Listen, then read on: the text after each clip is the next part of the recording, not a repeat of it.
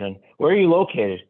So I'm in Dallas, Texas, but I come from a long history of like retirement practices. So Oh, cool. uh, we were originally National Retirement Partners, then we were GRP, and then we sold that off to Hub International. So Oh, wow. Quite the oh, I journey. was on the Napa steering committee, so that might be it actually. Maybe that's it. Maybe that's it. Well, Yeah, either way, a pleasure to meet you. good to meet you. Luke, how you doing, bud? Good, man. It's been a while. I know, I know. Thank you for taking the onus on this and getting this set up. It's one of those things where it's like, I think everyone agrees it's a great idea, and Yep. it just that initial effort to get it started, and I appreciate you Yeah, taking totally. that Yeah, step there. Luke's the cowboy, man. He wrangles people. I need a lasso in here. I've got one in my house, but I need one in the office. No, I appreciate it. I think it might be a slow start. Like today, it might just be the three of us. Jim was supposed to join. I don't know if he's going to make it, but my hope is for the next one, I'm going to send out more dates and try to get everybody on here. Just tough, man. I mean, sent out a bunch of times Yeah, and people are busy. So, Yeah, and summer especially is crazy with people out of town. So, yeah. um, yeah. but It I might think, be yeah, it might be cool to maybe we set something once a month, like steady, so like yep. people can for it. But I appreciate you circling us all up as well. But Totally. so what are we chatting about, Luke? What's going on, man? Well, so Rico and I, when we met at Napa, we just overlapped on some big questions and challenges we were going through. My thought was just, hey, let's quickly introduce ourselves. I think you two will really get along and have a lot to talk about. And Rico, I'm especially excited for you to speak with Bill because he's in a unique position in the industry. And then I figured we could just kind of give like our top three of what we're working through right now, whether that's big wins or big challenges, and just kind of crowdsource some feedback, super casual. My thought is for the next session, I like your idea, Bill, of just picking a day and saying, hey, this is going to be it. We're going to push out, a month in advance so people are free. But picking one of these topics for the next meeting and saying like, hey, I want everybody to just download on how they do this, whether they feel like they do it well or poorly. But maybe this session we can kind of narrow down a topic that we feel like is relevant that everybody could chime in on. Yeah, yeah, that's I think awesome. that I think that's great. And if it helps, I can give a little quick background of it'll keep it short and sweet here. Yeah. So I'm in Boston area. Work for a company. Our company's called Bay State Financial, and we clear through Melissa's our broker dealer, so Mass Mutual. But here internally, I got a team of 4 advisors, 1 full-time support staff. Currently in the process of hiring another full-time admin staff, still defining what those roles are, but largely this new hire is going to be focused on assisting me with the growing the 401k practice, more on the servicing side. And when we get into it, largely I have so many questions around like building the business and what other people are doing. How do you scale up, and whether that's joint work or hiring out. But we got myself and my senior partner, Sean, and the way we've broken out our team is I'm trying to focus only in the business market space. So working with business owners on the retirement plan is usually my in for everything. But also if there's the opportunity to transition individual wealth, their personal planning, that's my ultimate goal, is to kind of take everything in. My partner, Sean, he handles any referrals I get coming in, which is the majority of my business is referral based at this point. I'm in this process of handing them off to Sean to run through his process on the individual side for a few reasons. One, just gives me some time back and I get split on the case for a healthy portion because I sourced the lead. 2, when we're talking to these COIs that have been developed, it's an easy message for me to say that, look, Sean handles the individuals, I handle the business owners. Just send out the leads to me and we can sort it out internally. You don't have to worry about that. but just the separation of church and state, hopefully developing that more of that niche or exclusivity of who I work with and who Sean works with. And then we have two junior advisors, about a year and a half in the business now. One of them's my younger brother who has experience. He was with Putnam for 10 years as a wholesaler, not necessarily day-to-day being a financial advisor, more so selling mutual funds and stuff. So, but he knows the jargon. He works his butt off, and he's going to be very well. And then we have another junior who's about the same age, 33. He's hungry as well. He inherited about 33 million from his father's book. So he's got a little, on the individual side, a little inertia going that he can build off of. And he's been focused, not so much my brother. I've kind of tagged him in to assist me with the 401k reviews, participant one-on-ones, etc. But that's kind of the lay of the land. And I guess if it helps right now, we have, and these are updated as of last quarter, we got about 42 401k plans currently, just north of like 130, let's say 131 million now. Not much, not big, but we only started 3 years ago, and it's pretty much all organic growth. So we're really putting a lot of resources and time here. But that's kind of where we stand now, a smaller shop, but hoping to grow. Awesome. Yeah, that is awesome. So Rico, with like you working with the business owner, when you interface with them, are you solely talking about retirement, or are you more holistic and then you flip it over to Sean to like focus on like plan design and things, or what does that look like? Yeah. So any business owner that comes in, right, it's typically through a referral, and there's some need. Like I got to find the Band-Aid for the problem, right? And a lot of them have been, hey, my advisor stinks on my retirement plan. Can you come help? He hasn't sat down with participants. Haven't heard anything from COVID. So that's usually my way in. Hey, we can either do broker of record, or we can go right to an RFP, see what we can find out there. These are the services I provide. This is how I work. Get a good idea of what has been deficient in their process, and just get whatever they're coming with their problem. I just try and make them a client at that point. Any business owner, and I probably didn't explain this well, even if they don't have a retirement plan for whatever reason, or they're happy with their current advisor on the plan, and I get referred to the business owner, any of the personal planning that comes out of that, I will maintain. The retirement plan, I will maintain. Very, buy sell coverage, if that or key man commonly comes up, I will maintain. So anyone that owns a business, and right now we don't really have defined as a certain size that we're going to take on. Okay. I will handle both the retirement plan and the personal planning around that business owner, just keeping it in-house. Sean only steps in, for example, if one of the key execs of the company, a non-business owner, reaches out saying, hey guys, do you do financial planning? That's when I'll kick them out to Sean, or any other referral that comes in that maybe it's a young family or, pre-retiree. I just toss it over to Sean for him to take through his financial planning process there. But so all business related folks, boom, I'm keeping my grasp on, and depending on the direction that they want to go or what to address first, that will kind of determine like the sales process there.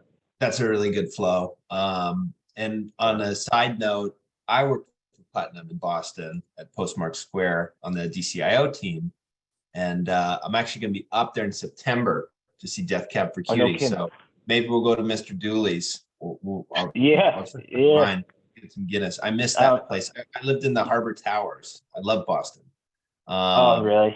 Yeah. I think some Chinese investor never set foot in America, like owned my apartment because my rent was $2,000 a month in the Harbor Towers. Oh my God. Oh, yeah. Everyone's like, how the hell did you get that? I'm like, I have no idea. But anyway, that's awesome. So you've been at Mass pretty much from the get-go, or how's that story go? Yeah. So this company, Bay State Financial, when I started, we were actually with MetLife Securities. Then when that whole thing with MetLife Essentially, our firm was a free agent. Our managing partner selected Mass Mutual probably about 8 years ago now. I've been in the business now. Will be my 12th year. Excuse me, my 12th year in the business. I've been at the same firm ever since day one. It's just our broker dealers have shifted from MetLife Securities now to Mass Mutual.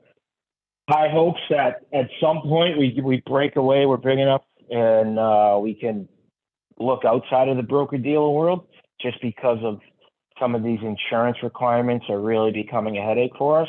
But we're still trying to build something a little bit bigger before we really start exploring those options.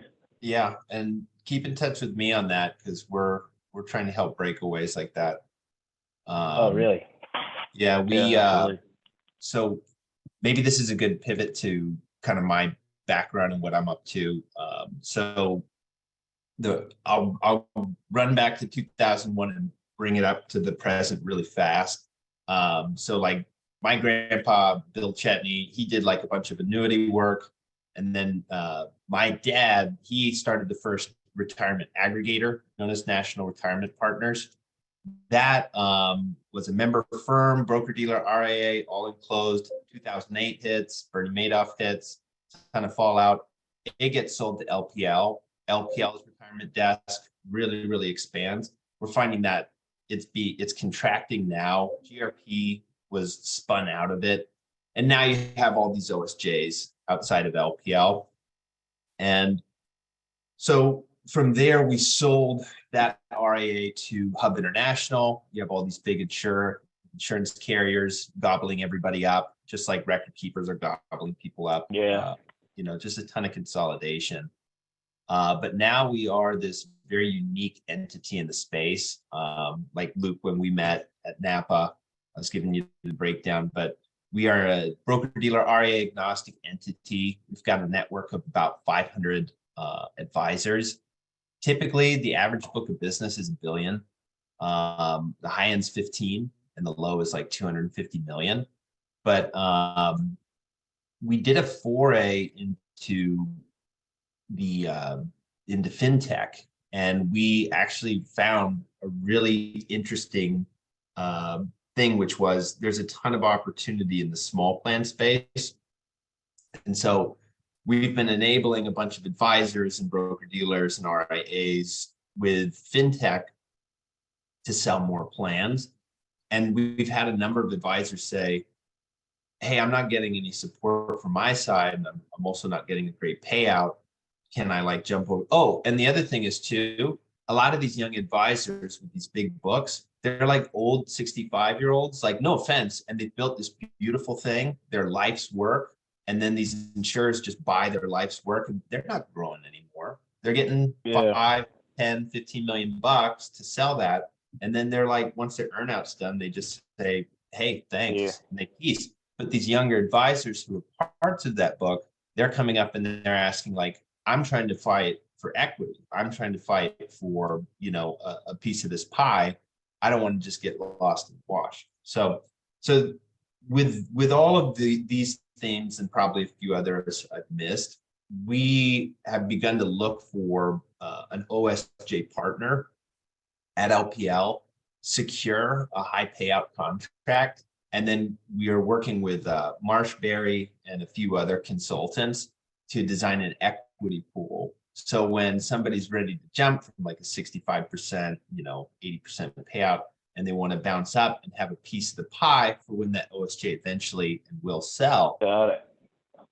So we're finding that this is something that like your One Digitals and Hubs aren't providing, whereas it seems very compelling. So I'll keep you guys in tune. I'm actually talking to one of them on Wednesday, but it's a great way for people to get a piece of the pie. We developed our own proprietary tech. We run 3 conferences a year since 2001. It's just cool. Wow. So those are the really things cool. that we're doing. And yeah, so these calls, I'll keep you guys abreast of what we're up to, but hopefully that's helpful. Yeah, that is. That's awesome. So Rico, how many of your plans are true startups? Great question. Great question. So we jumped into the startup space, I guess probably like 18 months ago or so, just from a guy I met at a golf course, benefits broker. He has a niche in the Canadian market that, so it's Canadian companies that do offshoots into the US. And the good news with it, there's a lot of volume, right? And so a lot of volume for us, I should say. So last year we took on about, I want to say we finished 2022 with 19 startup plans, which I'm sure are going to be the bane of my existence in the future. So and that's what I'm hoping this whole group, as we kind of dive into various topics and talk through, I just am really struggling in the startup space with scaling out. Like we're charging a flat. When I started, we just wanted to get people in the books, and it was a big learning curve. So I was doing the old John Hancock record keeper TPA structure because I found the TPA that would pay the center of influence for these introductions via a referral fee. So it worked out great. But then you dive into these plans, participants are complaining because their expense ratios are like near 2%. We're charging a 1% basis fee on no assets and not getting paid, guidelines coming in and causing all sorts of issues. So that's been a disaster. Halfway through the year last year, we did transition to a fee-based model where, I've slowly worked my way up in cost there. For we charge currently $750 a quarter, advisory services, no basis point trail right now. And I really have that conversation around the tax credits of the startup. Look, at year 3, when we do the plan review, we're going to take a look. You're going to have tax credit sunsetting. There'll be assets in the plan. We might look at a more hybrid model or jump to a more fee-based, asset-based approach that some of the participants can go. But I would say right now, this year, we took on 4 in the first quarter. So out of the 42 plans, I think we're right around 25 are startups. And what's the service model for those? Is it per company or is it kind of a flat, hey, you get 1 meeting a year? How does that work? Yeah, so what we do, and just so you know, the record keeper we're doing a lot with now is Vestwell. And I'm sure you heard about Vestwell at Napa. Sure. Yeah, they've been great to work with. They've taken a lot from, hey, the company gives us the nod, hey, we're ready to go. I just loop in Vestwell, and they've really taken the reins with the onboarding. I've actually have my assistant currently, Audrey, now that will do the whole onboarding call, emails, just make sure things are going. Once the plan gets live, what we do, or we have a good transfer timeline for the initiation of the plan date, I'll do a onboarding call, enrollment call. Hey, this is how the plan works. If you haven't had a 401k, these are the provisions, these are the IRS limits, etc. What I'm going to do is then we reach out and my assistant will reach out, offer all the employees on the census a one-on-one opportunity. And I now dish those one-on-ones over to one of the junior advisors, Ren. And his whole goal is try and get a fact finder, build a relationship. And if there's old 401k assets, bring that up, talk about consolidation into the new plan. Try and get off a good start. And then moving forward, what we do with the Vestwell, they offer the 338 services. And we just tell them, look, we're always here to help. If anything comes up, new participants, let us know. But we're going to schedule out 1 year out. We're going to do the plan review. It's one plan review.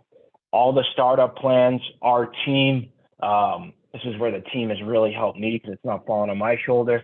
My partner, Sean, we do a quarterly standing education session for all the startup plans in the market where we'll send out the Zoom invite to HR. They can send it out. The idea is whoever wants to join, it's not plan specific. My partner handles all the education side. So last one was like estate planning, for example. And the idea is the 2 juniors reach out to the people that come to the meeting, hopefully get them for signups, and we can pick off some individual wealth as well.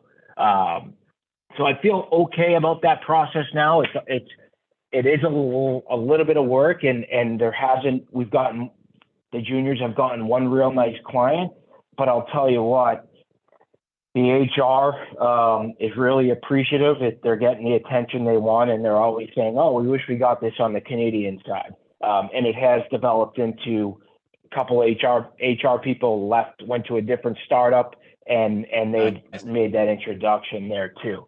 Again, for me, it always goes back to is like this startup space. We finally got to that $3,000 asset fee. And then if you try and split people in, $3,000 just doesn't go anywhere, you know? So that's the real struggle I'm in. And I'm not at a place where I want to bail on it, because I'm, some of these plans we took a year ago, they're up to like $800,000 already, because it's a really good demographic, a lot of tech heavy, high income earners. So these are people I want to pay attention to and hold on to for the 5 to 8 years from now, when they're going to be hopefully multi-million, $3 or $4 million plans.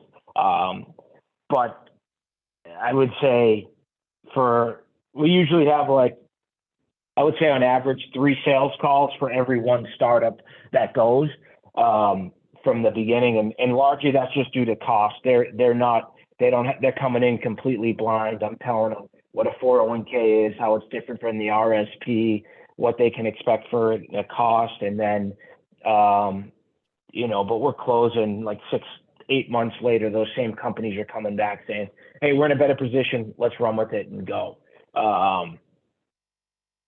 In a perfect world, I can get my younger guys up to speed and they can handle all the startup space, and somehow I can be compensated for that relationship or some sort of split. It's just, again, when you get to the numbers, you can only split $3,000 before our grid. So many different ways, right? What do they need to get up to speed? It's me. It's truly that is where it falls on me. Me forcing them to join these meetings, just hearing me go through this every single time consistently. That's really it. It's more of me grabbing them by the back of the neck and making them jump into the meeting, quite frankly. And you know how this business is. Something comes up, you're like, "Hey, I got this big opportunity over here. I'm not even going to pay attention to that day of the meeting." I'm like, "Oh, this would have been a good one for Ren to be on," that type of thing. Right. I mean, that's a pretty good flow. I think you're dead on moving to flat fee. Do you do a split though? Do you do like $3,000 and 20 bips on nothing, and then to make room for when you can charge 25? Yeah, no, it's a good point. It's something I've been bouncing around quite a bit. And now that we got Vestwell with the expense ratios low, we've negotiated a fairly competitive price for these startups just because of the volume that's coming in. That it's something that I gotta readdress this pricing model, and I have to put something in there, because to the point where I mentioned, one of these plans already at $800,000 now, and and I'm getting $750 a quarter on it, and I know I'm missing that. It doesn't hurt to put that on there, because then when you renegotiate, right, instead of just adding $22,000, right, you can say, well, the asset-based fee doesn't make sense anymore. We're just going to go to a larger flat fee. Just a thought for when, because a few of those will pop, right? Yeah. It's just where it might. What are your guys' viewpoints on the startup space? And I guess how much time do you guys, if any, dedicating to that area? Yeah, so I'm in the same boat with you, Rico. We use human interest as kind of our dedicated startup provider. I'd give them like a B- so far. So I'm actually looking to get in touch with Vestwell and see if they can be better for me. But yeah, I totally agree. I'm moving to a fee-based model as well. The problem is those 3 to 4 meetings to get a company onboarded are pretty time intensive, because like you said, you're starting from a base of 0 as far as just 401k knowledge on the ownership side. Whereas if you just take over broker of record, they already have some expectations and understandings. So right now it's just me too. So I gotta handle all that. I've got a guy starting at the end of July, who will be a junior advisor to me. So I'm excited to get him. And I like your idea of saying, hey, you're just gonna own the startup process. Like I will set up the first intro, but you're gonna walk through every step of this. And human interest is the same way. Like they want more ownership. The 338, 316, Right. they own that whole process. So I need to release a little bit of control on my end, because like I'm very much in the boat of like, I want to meet with the owner and I want to do plan design before we even talk to the record keeper. I want to make sure they're really solid with the decisions they're making, rather than just shooting from the hip when we have a plan design consultant on the phone. But I need to figure that out. Another thing that actually ties back to Bill and Viking Cove is they've got a platform they've gotten me set up on that essentially helps streamline an entire startup plan from start to finish. So it's got a built-in like an automated RFP process where you plug in all the details of the plan and it shoots out RFPs to these different record keepers. I'll let you talk about it, Bill, because I need you to. Vestwell is a really good partner. Okay. But yeah, no, to that fintech side, you can't win in the startup space unless you have volume, and you can only fight volume with hiring more people who you have to train and who might leave, right? Or you need technology. Definition of technology, right, is there to take away that friction, that work. So we did build a platform over the last 5 years, and it's supposed to reduce all of that friction. So we have a prospecting tool on the front, which we all know it's a 5500 tool. Mm-hmm. We actually have a proprietary plan or a proprietary search for companies that do not sponsor a plan, which is pretty cool. No one else has that yet. But we have 36 record keepers integrated, but I'd say 7 of them are fully integrated. So there's a new breed of record keepers for the micro market. You said guideline, Luke, you said human interest. I actually don't like them very much because they're not very advisor centric. Vestwell is very advisor centric. And if I'm shitting on human interest, Luke, push back on me because I need to know that stuff. But like human interest by design, they're like, we want to be the 338, we want to be the 316. It's very cookie cutter, and take it or leave it. It's not bad, it's not good, but PCS, Vestwell, American TCS are a few examples where you have open architecture, you have a flat fee per head, and you have a lot of autonomy over everything, right? So we partnered with them. We squeeze them because we have scale. So we have best in nation pricing. And then as we get more plans fed through it, we continue to squeeze. And essentially, you can do an RFP in 5 minutes. You can upload a census, but let's say you're just on the phone. You say, I need 4 data points. You're the owner. How much do you make? How many employees do you have, and how much do they make? And how much revenue are you going to make at the end of this year? And what our conviction is in the small plan market is the only thing that they give a damn about is taxes, their own bottom line. So what that tool shows as well is when we get data points, we have predictive plan design. So once you upload that census or you get those 4 data points, you can say your net tax benefit is going to be, X for cash balance, for new comparability, for 401k, for safe harbor, for whatever, right? We have like 10 different plan designs.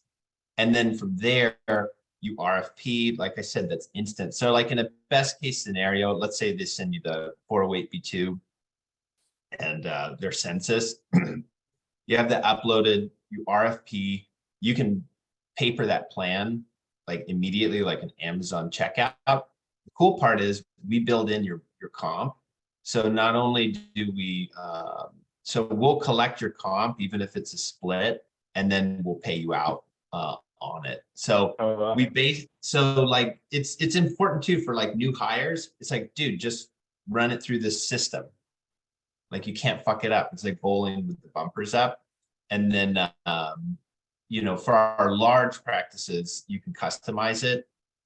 But we actually partnered with Franklin Templeton, State Street, and the Hartford and Schroders. And we were going to partner with Putnam, but I guess we already partnered with the Franklin thing, which freaking blew my mind. I couldn't believe it. Yeah, I know. I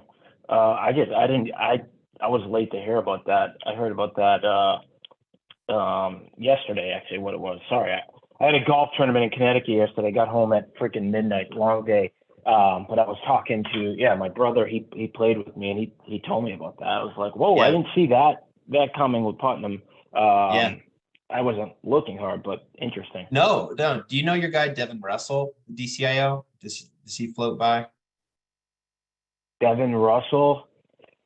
Maybe not. I don't think so. He's the Northeast guy, but like I said, I worked there, so I was calling all the wholesalers, and they were like, yeah, we had no idea. And like their boss, Steve McKay, who's basically the next Bob Reynolds, CEO of Putnam, I guess it's just been, in conversation since last October. And they just say they cinched it. Anyway, we partnered with those money managers, and we created a free version. So we have a 338 that appraised and liked those strategies, and so we can provide the technology for free, or there's other ways to access it. But we think that kind of technology is just so necessary, because what you guys need to work on is sales and relationship management.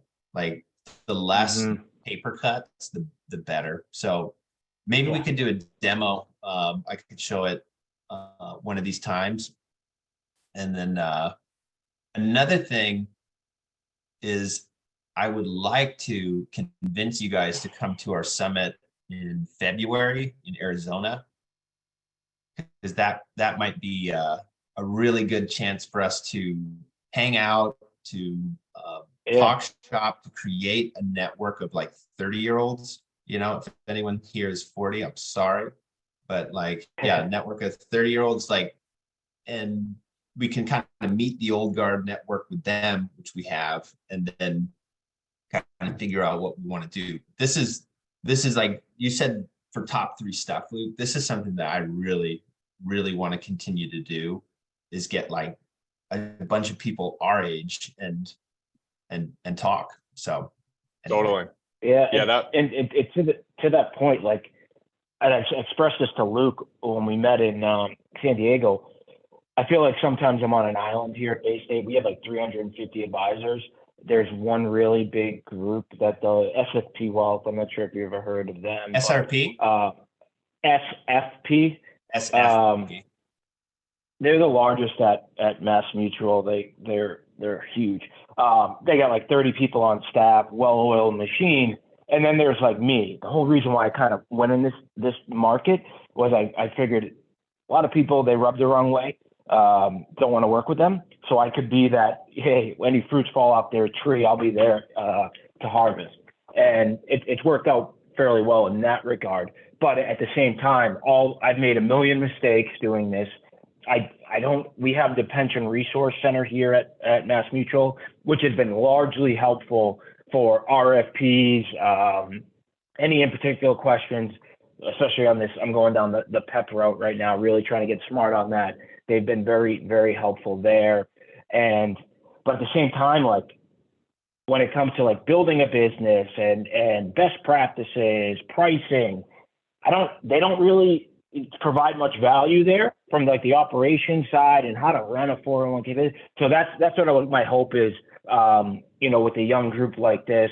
The abundance mentality. We're not in direct competition. There's a million plans to go around for everyone. I agree. Let's make each other better, that type of thing, because I just don't have that here. And like everything I've developed, I've probably stolen, tailored, customized and things like that. But I do know that there's a lot of best practices out there that I'm not even aware of right now. Hey man, all art is stolen. So I mean, it's all good. Yeah, and that's what we've done forever. And when I look at my base, like a lot of the average age of advisors is like 55, 60 years old. And I'm looking around and I'm seeing these payouts, I'm seeing this, disruption. And gone are the days where they used like 90s, they were charging like 200 grand on plans, right? And like commissionable business. And we've seen the shift from commissionable to flat fee. And I think too, we're starting to see a renaissance period where people are going, kind of boutique RIA. So we have all of these successful advisors, and like I said, we have a lot of frustrated younger people. So like Oswald Financial out in Ohio, their head of retirement just retired, and this new girl Dina Rini is stepping in. Or IntelliSense, I don't know if you've ever bumped into them. I've heard IntelliSense. Yeah, I think I get marketing emails from them. IntelliSense does a ton, and Nick Model and Brandon Budd came at a Nationwide American Century. They're like hammering the doors for equity, and they run a great shop. So I'm thinking like, what if I grab them? What if I grab, like you guys and like others, and if we get together, see what comes out of it, because we already have a party going on in February. So there definitely might be some cool stuff that comes out of it. What's the date on that, Bill? Yeah. So we just did an RFI on hotels. We haven't done Arizona in a while, but we're looking at the Biltmore. Hang on. Just a suggestion, around the waste management wouldn't be a bad time of year. I think it is in February. Let's see here. That is a great call. Shit. I don't want to waste you guys. Oh, let's see. So we're looking right now, Jan 31 to the 2nd, February 2nd. Yeah. February 1st to the 3rd. And we're looking at the Biltmore. We're going to have them give us a more formal thing. And then, and then if that goes well, then I'll try to start dragging you guys to Alaska for our smaller event. That's kind of the quicksand of who we are. So eventually we try to get you. So yeah, that's what we're cooking on. We're trying to build that structure, that OSJ for independence. We run our summits, we run tech. That's it. But Luke, I don't think did you give your full, you talked about your human interest in growing. Yeah. Well, I've talked to Bill more recently, so this might be some refresher for you, but basically started this thing 2 years ago, got 8 clients, blessed to have one large plan that keeps the doors open. But just like you, man, Rico, I'm making mistakes, working through it. Every day is sometimes a challenge, just feeling like I'm doing the right thing, because I'm on an island. I don't have guidance. So meeting Bill, meeting other advisors like you has been a huge blessing, just because it's verifying that, like, yes, this is hard.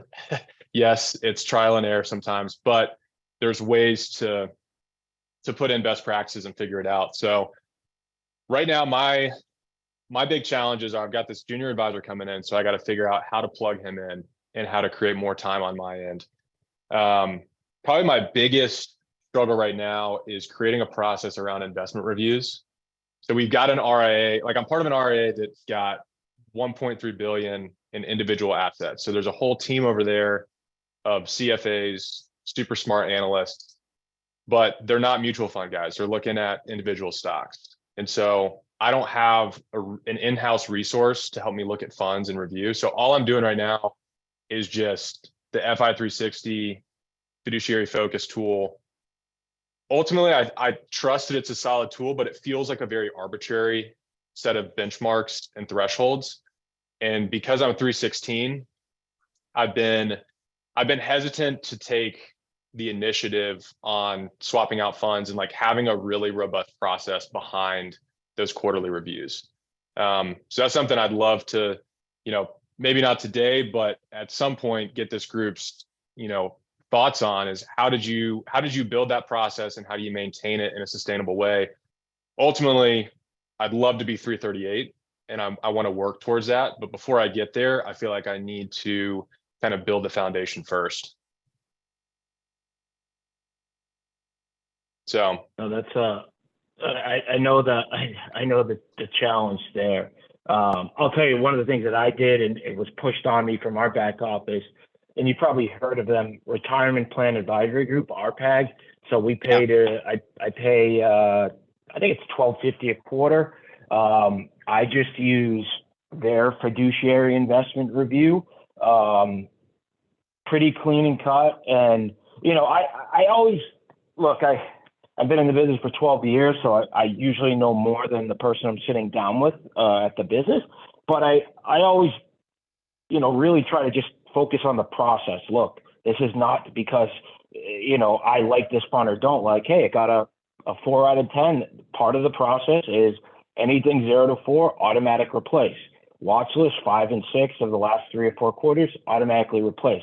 So I try to really preach the process more than the actual funds, or hey, if they have a fund they like, for example, the ARC investment, the ARC ETF. Oh God.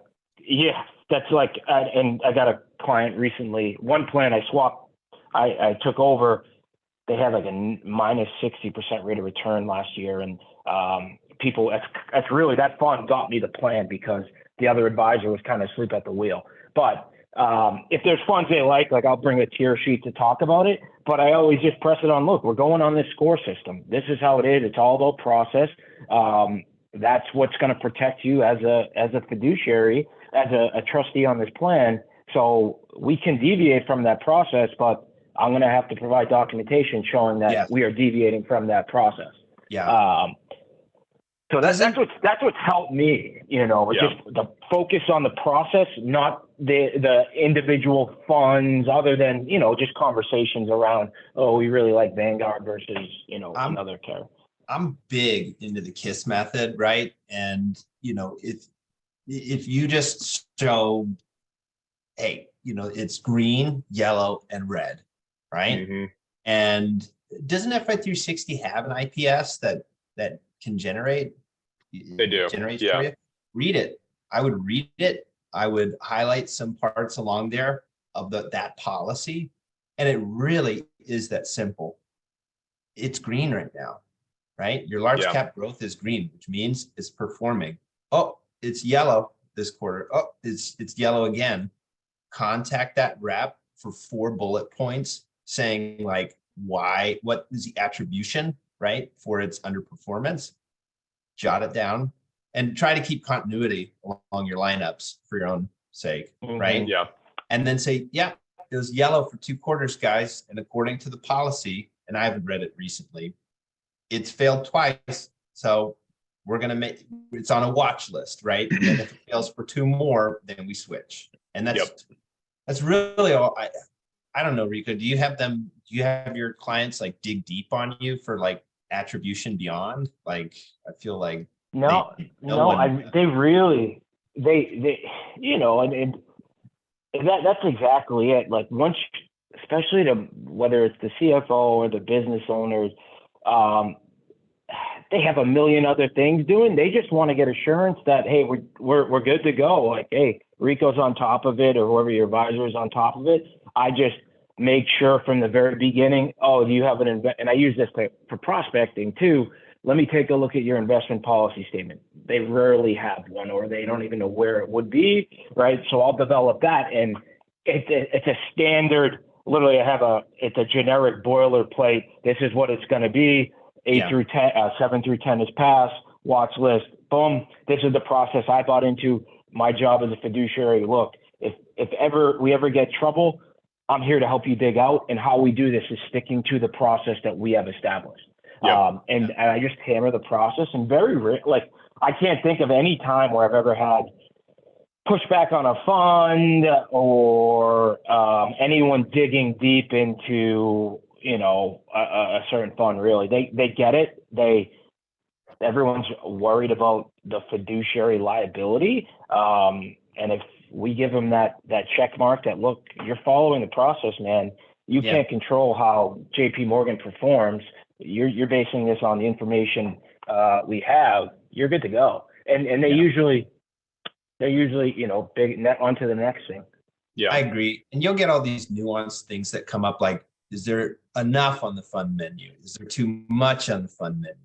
Is it active? Is it passive? Can we have real estate on there? But it's like, at the end of the day, especially with, like, I say with startups, you just say, I'm doing this for $3,000, dudes. Like, just, this is what you get, right? Yeah. I think it's really important to have two service models, up market, down market, especially if you're sucking up startups. You go, this is your lineup. This is my process. Once a quarter, if something goes from green to yellow, I will tell you why, right? And if it stays yellow or goes red, but there, at the end of the day, right, as long as you play down the middle, and as long as you give that attribution, you're good to go. I mean, retirement's a 40-year game, right? So it's not about sexy 6-month returns like ARC with their space or whatever. Didn't they sell out of NVIDIA? Like they like sold all NVIDIA, and then it's just spiked too recently.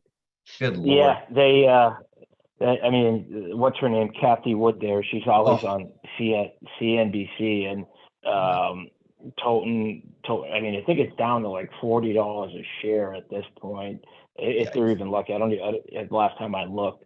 They're. I mean, whatever. You want to throw a couple grand in there for long-term shits and giggles because maybe you'll get another spike, great. But the fact that when you have 40% of plan assets and of a $12 million plan in ARC investment, that is a shit ton of liability, in my opinion, on any fiduciary right there. So I'm super rusty on brokerage windows, but do you ever pivot to that? You just go, listen, I'll just put this in here. And if you have other ideas outside of the menu, or do you find headwinds there, or do you ever do that? So I only have right now, out of all my plans, I have one plan with Fidelity. It's a $24 million plan. So it's one of my bigger ones, and really nice plan. And they have the brokerage link there. And other than that, no other plans I have currently have a brokerage link. I've never actually got asked about it. This was a plan I took over. I don't think I've ever brought it up. I can have the conversation, and usually I'll say, let me check with the record keeper. I'll see what's available, what we can do. And even that one plan, there's only one participant that uses the brokerage link. That's just my experience, Bill. I don't know what you've seen in terms of any brokerage links or. I just think about the plumbing and logistics, because I've been away from being an advisor for so long that, I like to check back in, but I just see it as a pivot. Let's say it's like a doctor and they know way more than us, right? And they go, well, I don't like any of this. I disagree. Go, well, listen, like here's a window, like, because at the end of the day, like, you're going to get sucked into any lawsuit if you put anything on that menu as a 321 or a 338 fiduciary. So, that seems to be the response to okay, you can have this within a qualified plan, so you can invest as much as you want to ARC and Tesla. Like, this is, so. Hey, one more. No, I think that's a great fallback. Absolutely. One more Cool. technical question for you guys, and then I got to hit the road. On figuring out fund replacements or swaps, do you typically lean on the record keeper for assistance in that area? Like, who would you go to for some backup? FI360. I'm happy to. Yeah. Go ahead, Rico. So my perspective, right, for us, I do the fiduciary investment bureau on RPAG, retirement plan advisory group, like I told you. Now, one of the things when I go to select considerations, that's what they call their replacement funds. It'll give me a few options where if I had my own list of funds that I wanted to have up there, I could do that. But usually I go to the available fund menu per the product that's uploaded into RPAG. So again, just like anything, good data in gives good data out. If it's not good data in, then it's more work. What we do, boom, I'll go through initially because it's so simple with the considerations on RPAG. It's literally just small cap value, boom, that's the one I want. It's a 10 out of 10. Returns look good, easy story to tell, well-known brand name. I'll pick that. Then when I have the plan review documents, I get with my assistant to get everything prepped out. Her job is to contact the record keeper. If we have a good relationship manager, we'll just send the fund, hey, can you just make sure this is still available on your lineup? Some cases, they're great. Voya, for example, I was working on this morning. The lady responded with 1,000 available investment options. She didn't dig through the thing. Unfortunately, that's going to fall on Audrey, my assistant, to just, control F, make sure that's available. And Right. It usually is. Yeah, if it is, it's great. So I always try to push back on the record keeper for support. I'll tell you, Veswell, all my plans have 338s. They're responsive on everything, but I don't have that issue. But Voya, they send me back a big chart. John Hancock has checked things out for me. Who else? A census, paychecks, and I don't think I've had anything with ADP that I've had to replace yet. So, but I always do RPAG first, then bounce it back just to assure before we actually prep the form change, the record keeper's form change, just so I don't have to go back after the fact and look like a shit show in that meeting in front of the client. But that's my experience. I don't know, Bill, if you have comments or. No, I think I think that's all dead on. Like, and it is important to reach out to the record keeper to make sure it's on the shelf, right? Again, I try to keep things simple, but process, right? So I would think to yourself, and if you're a 321, you'll involve the plan sponsor to a degree. I would think, what am I going to look for? Do I have a number of fund families that I like and that I know, because I can't let everybody in? And then I would go to FI360, and if small cap value was failing, like Rico was saying, then I would look up small cap value funds within those fund families. I would see if any score well. And then again, I just do my due diligence. I'd look for attribution as to why. And then you just hit them with the 4 bullet points, make your swap, after make sure it's on the record keeper. I think keeping things simple is important. And tools like RPAG or some of the stuff we have, or FI360, I'm sure we'll continue to invest. Like that shit just makes it easy.